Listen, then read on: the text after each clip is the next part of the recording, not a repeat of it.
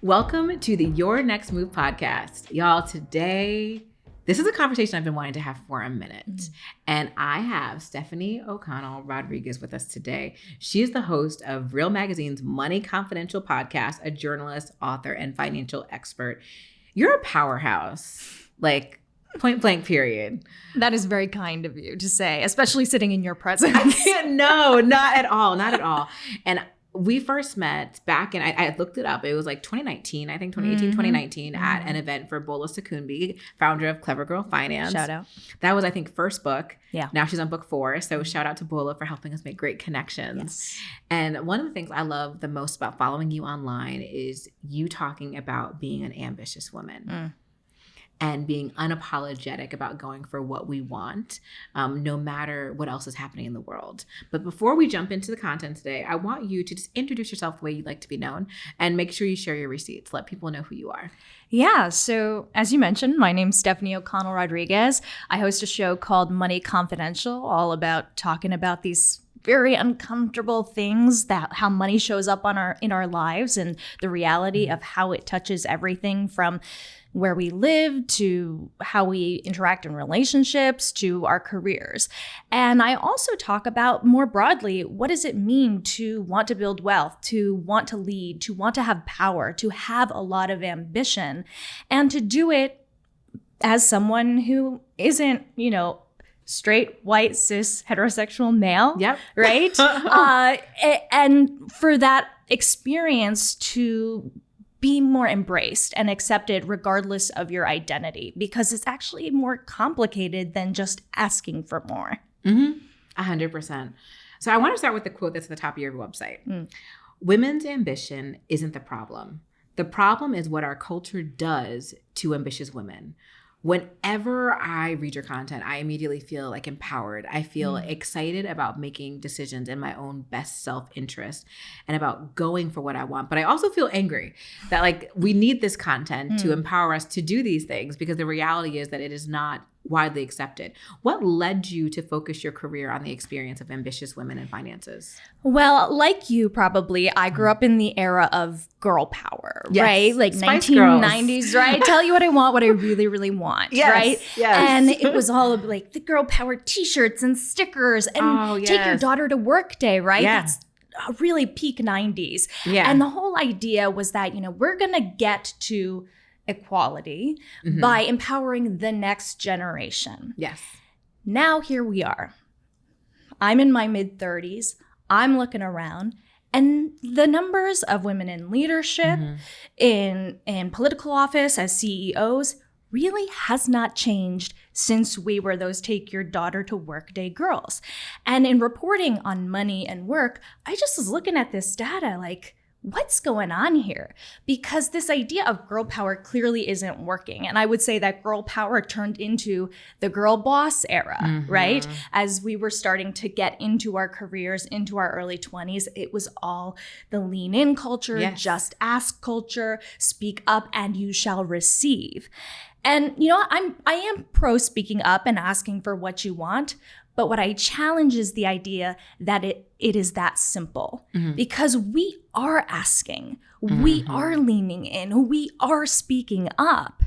But when we do, because we're doing so in these systems that have been controlled by historically white, male, cisgender, patriarchal structures, when we do, we get backlash, we face penalties, people chastise us for doing the very things that are supposed to quote unquote lead to our success. And that is an idea that I think we're overlooking. And I think that's at the heart of why we haven't seen the numbers really shift in terms of representation, in terms of power, and not just on gender equity, across all measures of equity. I just happen to focus mostly on women. No, I love that. I think one of the biggest misconceptions is what you talked about. It's the reasons why we desire more in the workplace, especially when we're talking about the financial compensation part. I think on Bloomberg and on your podcast, you told a story about a 26-year-old woman in tech asking for a 20%-ish increase in her salary when she got offered a new position. And the offer was rescinded. And she was degraded by her employer for asking for more. And I think so many times when we talk about salary negotiation, we say like, no is the worst that can happen. Yeah. It is rare. And in some cases illegal for folks to do that. So let's just say that like that can be illegal in some situations. Why do you think women are being punished for asking for more?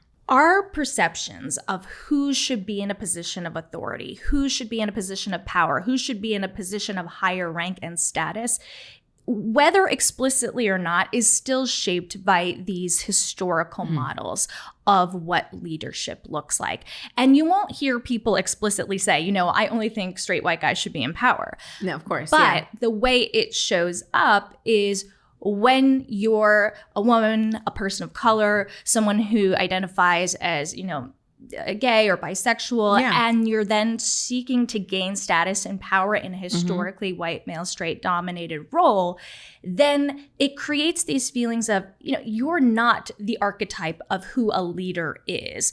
You should know your place, right? And again, nobody's ever gonna say, well, some people are gonna say this, at least on Twitter. Yes. But, generally speaking, in a corporate culture, people aren't explicitly stating these things, but the way it then comes out is undermining you or degrading you or chastising you for even asking. As you mentioned, this woman had her job offer withdrawn when she attempted to negotiate. And I have since spoken to almost 100 women who have similar stories.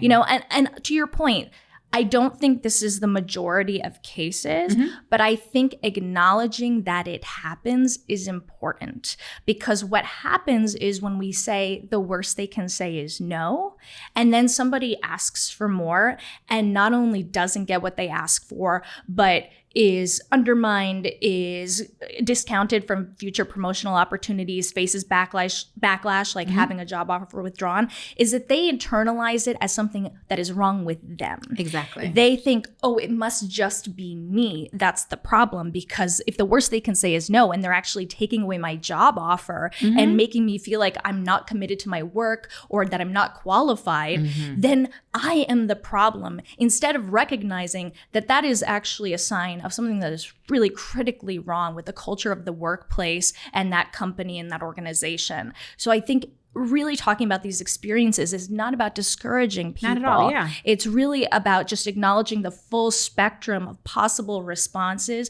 and to be aware that these biases still exist even when we'd like to believe that they don't. So is there a safer way that we should be asking for more? The best way to do this is to try to identify those workplaces and those organizations where your ambition is going to be championed and supported to begin with. And this is difficult, right? Yes. It is not very clear until you're in it what that actual workplace culture is like, because you go to the website and it says their diversity, equity, and inclusion statement, all right? Of them, yes. And they have the beautiful photos with all this representation. But then go on their LinkedIn or go to their Our Team page and see who's actually working there.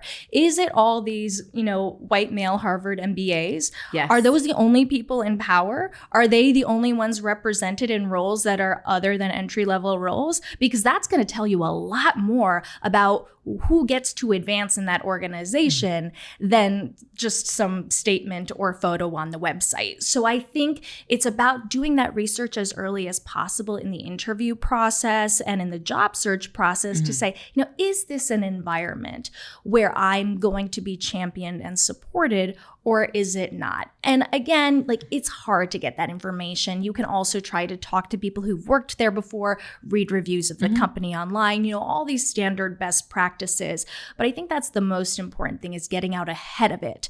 Now, there are some negotiation strategies that have been shown, to be more quote unquote feminine, and thus don't trigger the backlash that you might get by just being assertive, right? So if you frame your negotiation by the net benefit to the organization and to the company instead of what it does for you, of course, that is a negotiation best practice, but I would say even more so, right?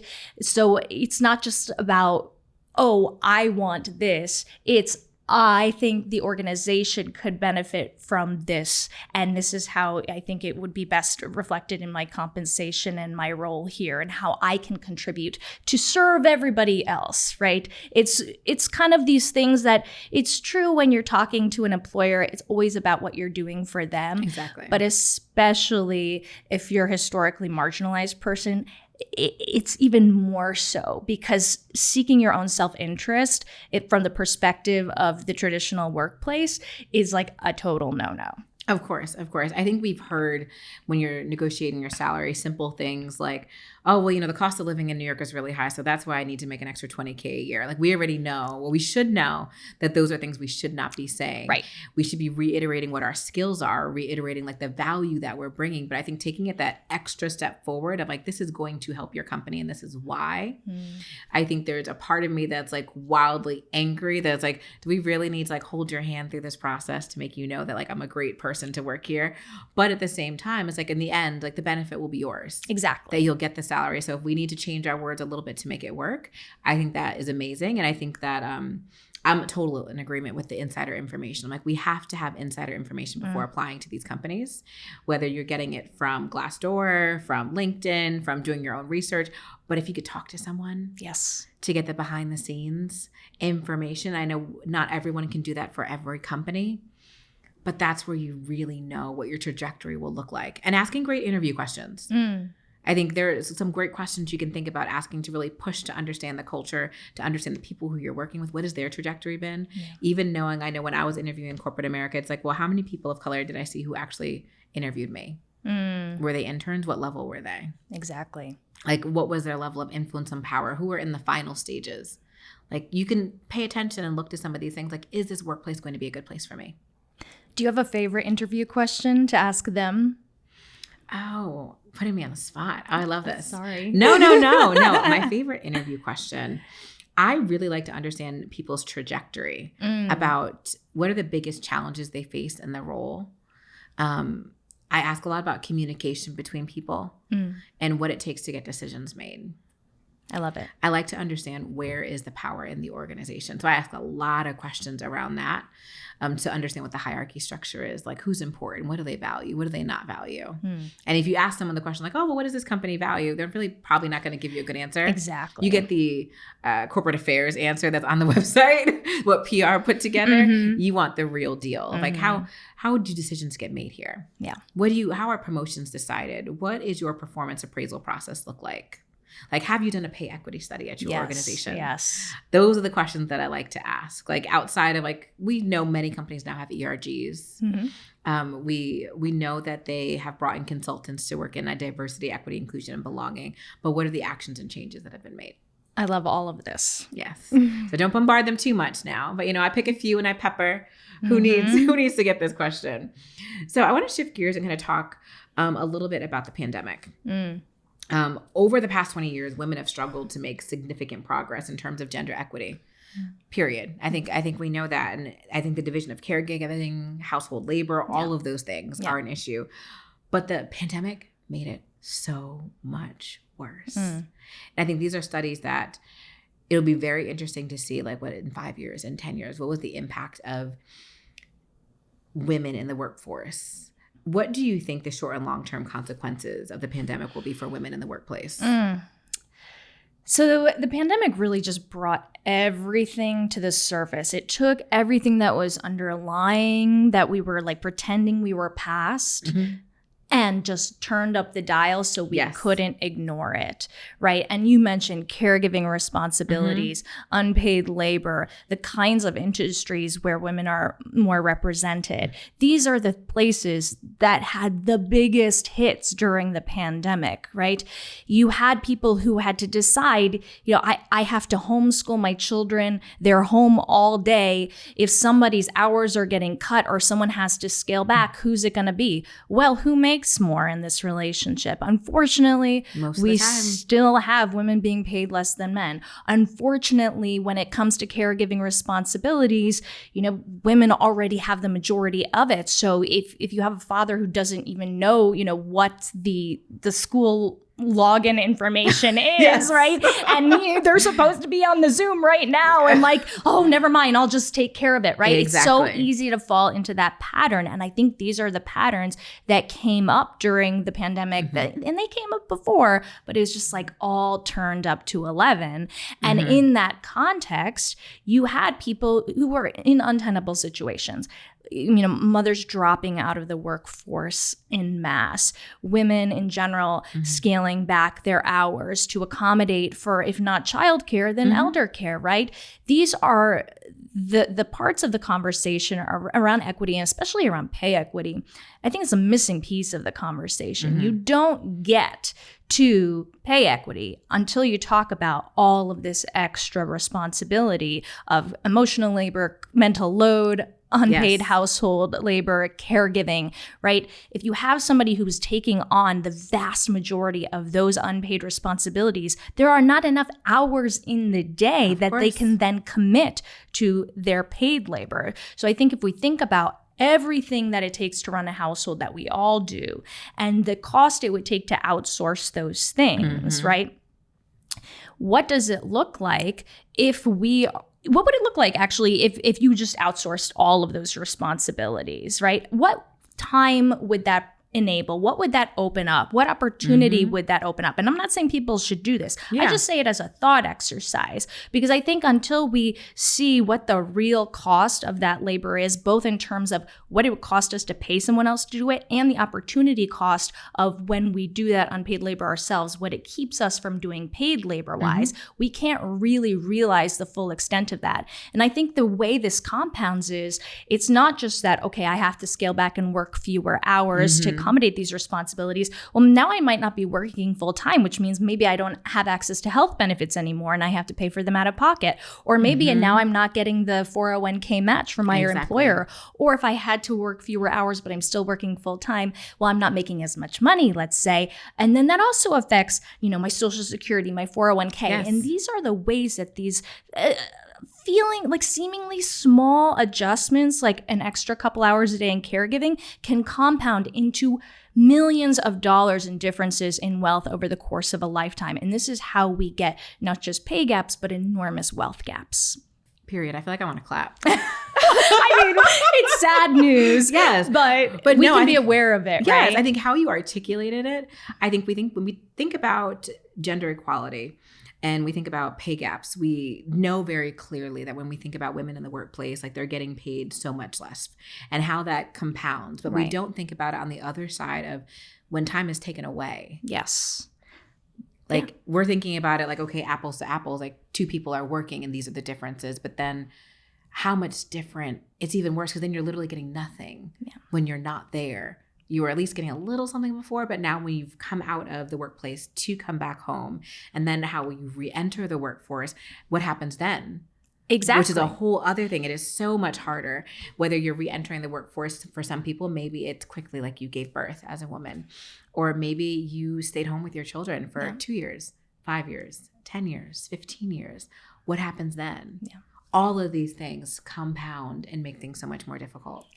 I think the way we talk about money, a lot of the times we talk about it like it's in a vacuum, like your personal finances are this totally separate part and you're completely operating in the best circumstances, completely rational, no accidents ever happened to you, no unexpected surprises, never had a flat tire, no pandemic, certainly not, right? But what we need to do when we have these conversations about work and money is like acknowledge the reality that they exist within the context of the rest of our lives, because when we don't, then we're overlooking these care responsibilities, the time commitments that we have, and that's where we're seeing the inequities really hurt people. One of the most interesting studies that I found was not just about, how pay equity differs across gender and then compounds across different racial lines and gender lines, but then when you also take into account the way pay equity plays out,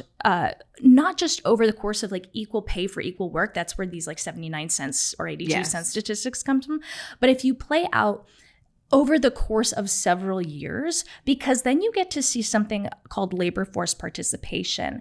And that accounts for how much time somebody can commit to paid labor or working the same hours as somebody else. And that's where you see these real care commitments come into play. When you take into account the amount of time somebody can actually commit to working year-round full time, the pay gap just blows up. It is enormous.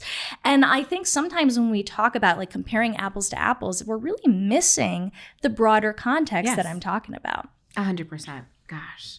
So I want to shift gears just a little bit because I feel like when I knew I wanted to on the podcast, you had, I think it was an Instagram story because I went to try and find, I was like, it must have been a story that I saw. I think that as we talk about women in the workplace, as we talk about just society in general, so much of success as a woman, people put on having successful partnership, successful marriage. And there is this notion that the men in our lives can't help us do anything right. I think you shared, I think it was this, there's so many of these memes that come out and little stories of whether you're instructing your husband on like, okay, oh my gosh, when you take your pants off, this is a hamper. And you take the pants off, like you unzip them, unbutton, and oh my gosh, they go in the hamper and the lid goes on and they're not on the floor. Like, do we understand? Right. Or people who say like, oh, like, well, my husband's babysitting my children. Like, no, he's actually being a father. He's not not babysitting. And I think you brought up a conversation on that. Knowing this, I feel like the real conversation is about women being empowered to ask or require what they actually desire, what they need to support them, whether they're single, they're dating, they're married, in partnership. And you've been very transparent about your own views on this. And I'd love for you to share how you've adopted like a different set of rules for yourself. Yeah, there's so much in partnership that is tricky. Yes. Right?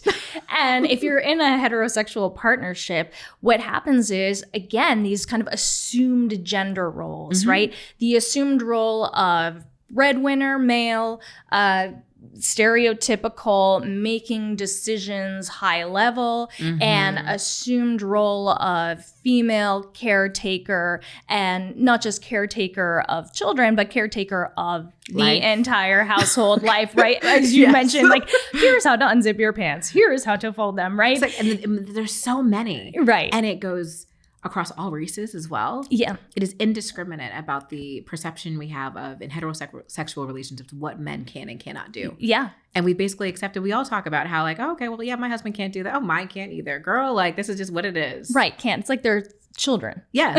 They're like, oh, I have 2 children when actually a third. The third is the husband. It's like, why do we do this? Right. And then there's this pride. You'll see this, especially like on male hosted podcasts. They'll be like, oh, my wife's a superhero, right? It's like she does all of this, and it's presented in this flattering light that she's doing all this caretaking work, but really it's an enormous responsibility, and it becomes a burden when it becomes to the point that like you're not capable of doing anything for yourself and you have to be told it, because then your partner is carrying the mental load for you, and the emotional load and the cognitive load, keeping a track in their brain of everything that needs to be done, not just for themselves, but for you and for everybody else in the household.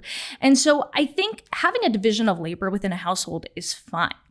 I think what's problematic is when so much is put on a single person, or when it becomes so divided that women often find themselves in the situation where they're so burdened by everything like in the household that needs to be done task-wise, that they just have no cognitive space left to engage in things that really, really matter, like investing, right? Like where the money is. And this is something you see happen a lot. A lot of the people who find me are in their 50s and 60s, either widowed or divorced, and they've never been involved in the financial decision-making because they were responsible for absolutely everything else in the entire household, right? Yep.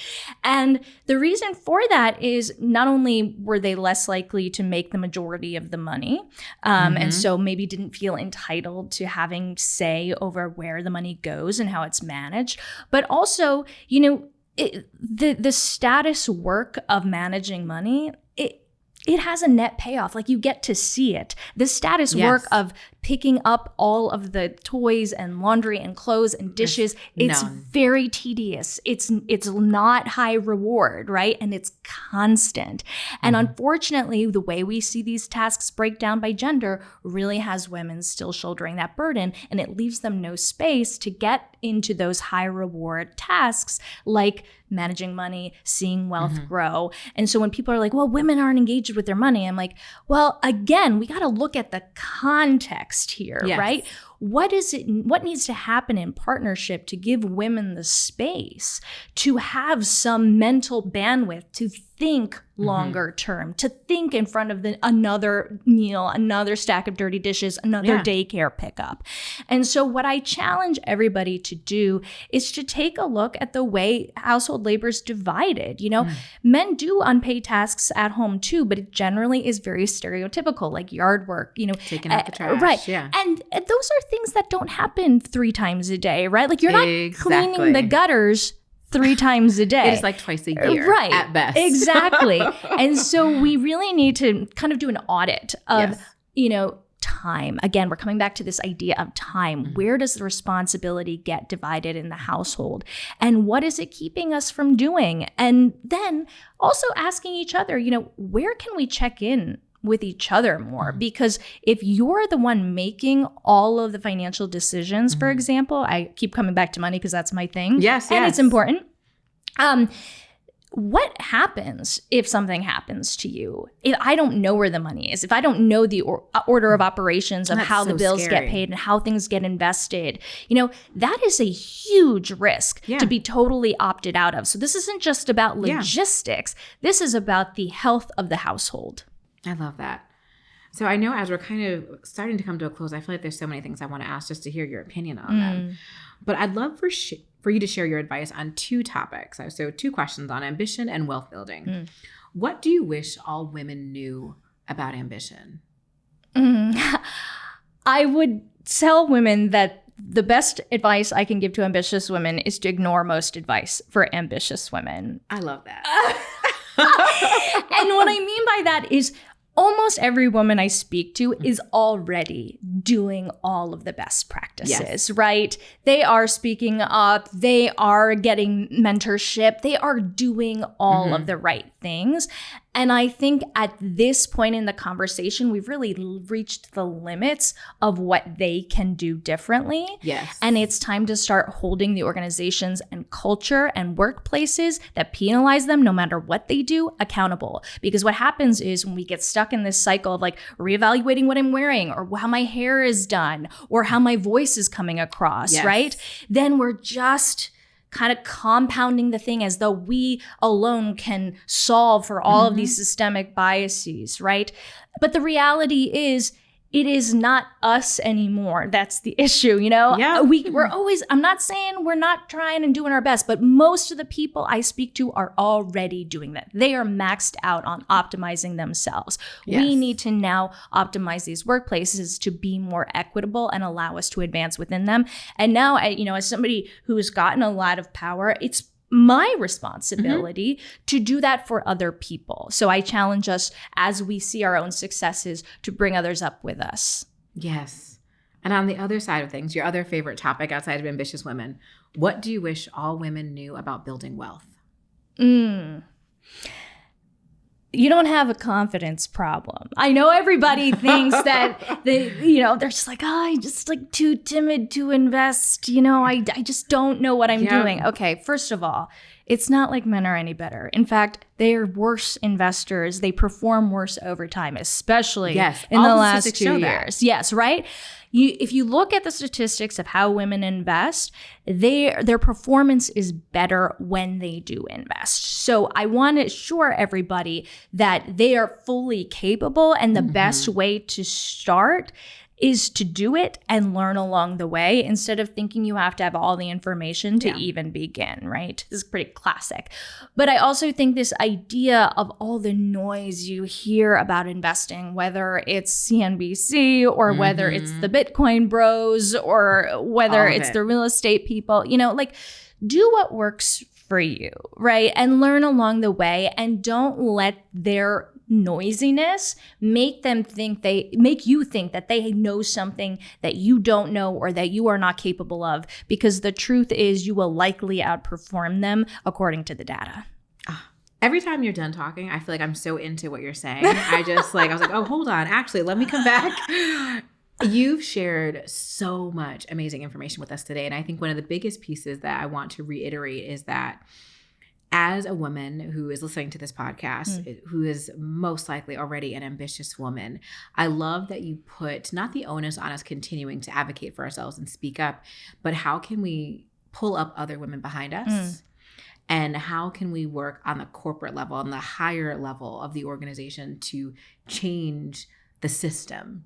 Because if we're doing the work, it's not that we need to run ourselves ragged and do more. Outside of yes, we can pull up more people behind us, but the organizations, the culture has to change. So if we completely switch gears, you've given us so much. How can we give to you? What is your next move? What are you working on? Oh, wow. I'm so unprepared for this question. I know you're working on something. I'm always working on things. Yes. But I think, mostly I'm really into exploring more of these ideas. And one of the things that's fascinated me most over the course of reporting a lot of this research is people's stories. I have been interviewing, as you mentioned, the woman I spoke to who negotiated her job offer and had her offer rescinded for doing so. I want to really understand everything we see in the data, how is this showing up in people's lives? And so I've been interviewing people. I'm sharing that on social media at Stefanie O'Connell. If you look for me, Stefanie O'Connell Rodriguez, you'll find me. And I think most importantly, you'll find these stories. And I really hope that if you've been through something like this, you come check it out, because the thing I hear from people is I thought it was just me. Yes. And to know that they're not alone. It's the healing process that needs to happen before you can build back up and go get that next thing. I love it. So we are going to link all of your information, your Instagram, LinkedIn, your website, your blog, which I spent a good time reading, preparing for this podcast today, which I love. So thank you for being with us today. We so appreciate it. Thank you. You're very welcome. And y'all, may your next move be your very best move. Have a great day.